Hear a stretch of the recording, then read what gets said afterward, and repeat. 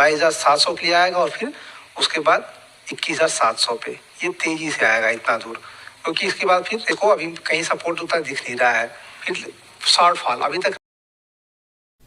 Hello दोस्तों, नमस्कार। एमजेएसआर fintech में आपका स्वागत है। मैं हूं हरिकिशन राणा।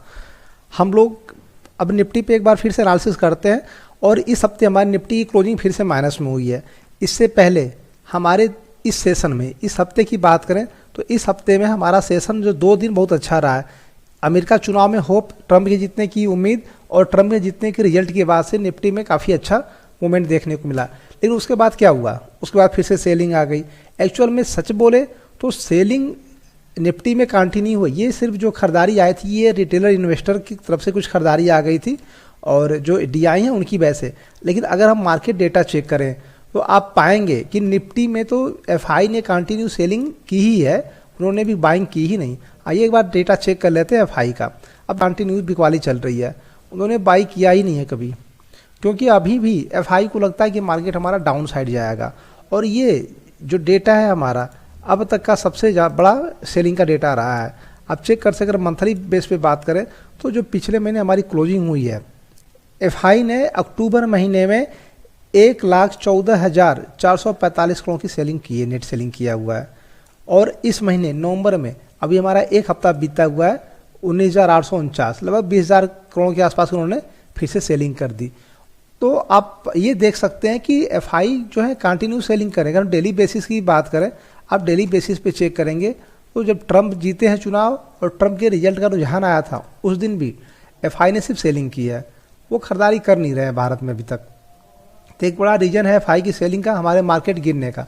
और दूसरा एक रीजन है कि कंपनी को जो अर्निंग्स आ रहे हैं, रिजल्ट आ रहे हैं, वो खराब आ रहे हैं। इस तरीके से लगातार मार्केट में दबाव बना हुआ है। लोगों को लग रहा है कि बड़ी बड़ी कंपनियों के जब रिजल्ट्स खराब आ रहे हैं तो आगे चल के पता नहीं इकोनॉमी का क्या होगा, इंडियन इकोनॉमी किधर जाएगी। तो ऑलमोस्ट मार्केट में सेलिंग है। और अभी हम बात कर लेते हैं कि अगले हफ्ते हमारा मार्केट कहाँ रह सकता है। तो आप ये चीज़ देखिए कि जब मार्केट में पहले समय जब भी बड़ी गिरावट आई थी पहले दिन, तब भी हम लोगों ने बात किया था। उस समय से ये लेवल बना के हमने रखा हुआ था। जो लोग कंटिन्यू वीडियो देख रहे हैं, ये लेवल उस समय था, हमने बोला था इसको तोड़ेगा तो ब्रेक करेगा। उस समय भी अपना लेवल क्या था, 25,200 का सपोर्ट था। और उसके बाद नीचे जो है तोड़ने के बाद अपना जो नेक्स्ट सपोर्ट आ रहा था वो 24,700 था। और आप देख सकते हैं कि बाजार ने 24,700 और 25,200 के बीच में एक समय बिताया हुआ था। उस समय तो लगा कि सपोर्ट ले लिया है मार्केट, अब ठीक हो गया।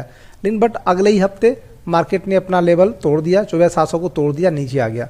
उस समय हम लोगों ने सपोर्ट बनाया हुआ था, एक सपोर्ट जोन था 24,100 और 24,000 के नीचे 23,900 का, ये आपका एक सपोर्ट जोन।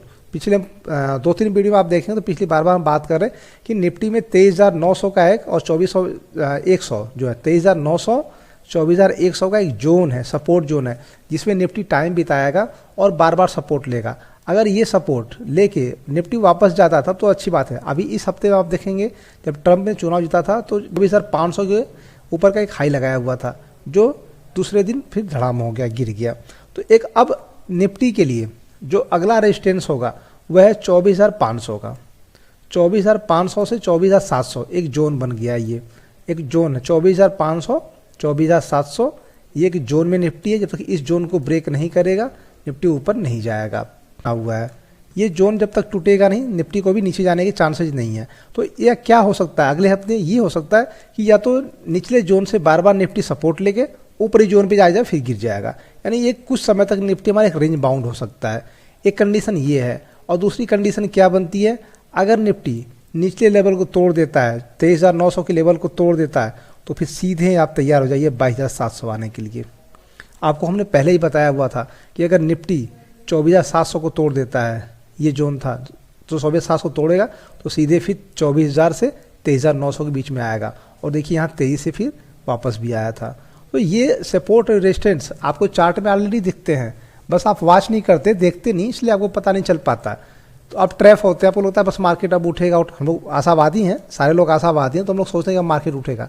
लेकिन थोड़ी सी सच्चाई अलग भी होती है ना, आप सच्चाई को भी देखिए। और एक चीज़ और देखिए, अब यहाँ पे अगर हम चार्ट को, हम कैंडल के बजाय चार्ट को हम इसको लाइन चार्ट कर देते हैं। आपको एक चीज़ दिखाना चाहता हूँ, देखिए अभी क्या दिख रहा है आपको। अब यहाँ पे आप पाएंगे कि एक पैटर्न बन रहा है, देखिए आप एक पैटर्न पाएंगे। ये पैटर्न, ये क्या है, हेड एंड शोल्डर पैटर्न हो रहा है। अब इस हिसाब से अगर इस जोन को तोड़ता है तो फिर हमारी सेलिंग काफ़ी गहरी हो जाएगी, और इसी को देख के एफआई कंटिन्यू सेलिंग भी करने को पता है कि यहाँ जोन टूटेगा तो फिर काफ़ी अच्छी गिरावट आएगी। तो आप लोग सतर्क रहिए बाजार में, पहले मैं बोलता हूँ सतर्क रहिए। और अगर 22,700 का लेवल टूटता है तो फिर आप नीचे के लेवल को 22,000 के नीचे आएगा लेवल, और आप तैयार रहिए फिर बड़ी गिरावट के लिए। क्योंकि अभी तक मार्केट क्या है कि मार्केट अभी थोड़ा थोड़ा गिर रहा है, लेकिन इधर से आने के बाद जब ये लेवल आपका टूटेगा 24,100 या इसे लेके 24,900 का जोन टूटेगा तो फिर बाजार तेज़ी से 22,700 के लिए आएगा, और फिर उसके बाद 21,700 पे ये तेज़ी से आएगा इतना दूर। क्योंकि इसके बाद फिर रेजिस्टेंस, इसको अभी कहीं सपोर्ट उतना दिख नहीं रहा है। फिर शॉर्ट फॉल, अभी तक रिटेलर जो है वो बैठे हुए हैं, उनको लग रहा है, होप है सबको कि अब मार्केट सुधरेगा, अब मार्केट सुधरेगा।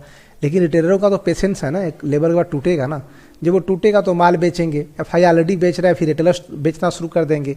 और आपको पता है एक चीज़ और, आप डेटा चेक करवा रहा हूँ आपको, एक चीज़ देखिए कि एफआई जो है, अगर ईयरली बात करें तो एफआई ने जो माल बेचा हुआ है अब तक, जितना स्टॉक बेचा हुआ है ईयरली पे, तो ये अभी पिछले कुछ समय से, कुछ साल की बात करें 2022 से आप देख सकते हैं, 21 से बल्कि कहें तो 21 में 92,000 करोड़ का उन्होंने बेचा हुआ था, और 22 में 2,78,000 करोड़ का बेचा हुआ था, 23 में 16,000 का बेचा हुआ था, और 24 अभी तक पूरा ख़त्म नहीं हुआ, 2,60,000 के आसपास उन्होंने इतने करोड़ का माल बेच दिया है। और ये डेटा आपको बड़ा डेटा दिखता है, लेकिन उसके बावजूद आप देख सकते हैं कि हमारा मार्केट लगातार ग्रीन में रहा है, रिटर्न जो है पॉजिटिव मिला हुआ है। अगर यही डेटा, जब रिटेलर हमारे पास स्ट्रांग नहीं थे, हम इंडियन लोग, भारतीय लोग मजबूत नहीं थे, जब स्टॉक मार्केट में ज़्यादा संख्या हमारी नहीं थी, तब गेम क्या हुआ था आप देख लीजिए एक बार। यहाँ पे देख सकते हैं आप कि 2008 में एफआई ने डेटा एक का दिखा रहा है 1,01,000 करोड़ बेचा था। उसके बाद थोड़ी सी खरीदारी आई थी 2 साल, 62,000 करोड़ और 24,000, लेकिन 2011 में क्या वो मार्केट 24% गिर गया था। तो वहाँ पे क्या है कि पहले एफआई जो है हावी होते थे, एफआई हमारे मार्केट को अपने हिसाब से चला लेते थे, लेकिन जब से रिटेलर आ गए हैं तब से, और जब से हमारे लोगों ने, सब लोगों ने एसआईपी करना स्टार्ट कर दिया है, तो मार्केट में पैसा आ रहा है, मार्केट में फ्लो बना हुआ है। इसलिए एफआई के बेचने के बावजूद हमारा मार्केट क्रैश नहीं कर रहा है। आप देखते हैं जब एफआई बेच भी रहे हैं उसके बाद हमारा मार्केट क्रैश नहीं करता। इसका रीज़न यही है कि हमारे यहाँ पैसा आ रहा है। तो अब इससे ये समझिए कि रिटेलर जब तक अपने पास है, रिटेलर का साथ है अपने लोगों को, तब तक तो हम ठीक है, मार्केट बहुत ज़्यादा नहीं गिरेगा, करेक्शन करेगा, मार्केट गिरेगा नहीं। लेकिन अगर रिटेलर ने माल बेचना शुरू कर दिया, रिटेलर पैसा बेचना शुरू कर देगा, फिर उसके लिए मुसीबत है, फिर तो मार्केट क्रैश होगा। और मार्केट कहाँ तक जाएगा अभी आप चार्ट पे देख सकते हैं, ये हम आपको दिखा रहे हैं, ये डेली चार्ट पैटर्न पे है। लेकिन अगर हम वीकली चार्ट पैटर्न की बात कर लें तो आप देखिए वीकली चार्ट पैटर्न में आपको साफ साफ दिख रहा है कि ये लगातार शॉर्ट सेलिंग जो तेज़ी से हो रही है। अब यहाँ पे क्या है कि आपको डायरेक्ट मार्केट अगर गिरता है तो फिर जो बड़ा सपोर्ट आएगा वो 22,700 और 21,600 के आसपास ही बड़ा सपोर्ट है।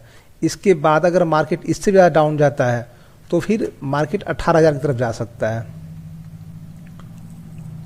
ये देखिए फिर मार्केट आपको 18,000 की तरफ जाता हुआ दिखेगा, क्योंकि इसके बाद जो बड़ा सपोर्ट आएंगे ना वो दूर के होंगे। कारण ये है कि जब रिटेलर बेचेगा तो फिर डर जाएगा, डर की वजह से बेचते हैं लोग, और जब डर जाएंगे तो फिर खरीदारी करेंगे नहीं, वेट करेंगे, वेट एंड वॉच में लग जाएंगे, और उसका फ़ायदा एफआई को मिलेगा, वो मार्केट को लेकर नीचे जाएंगे।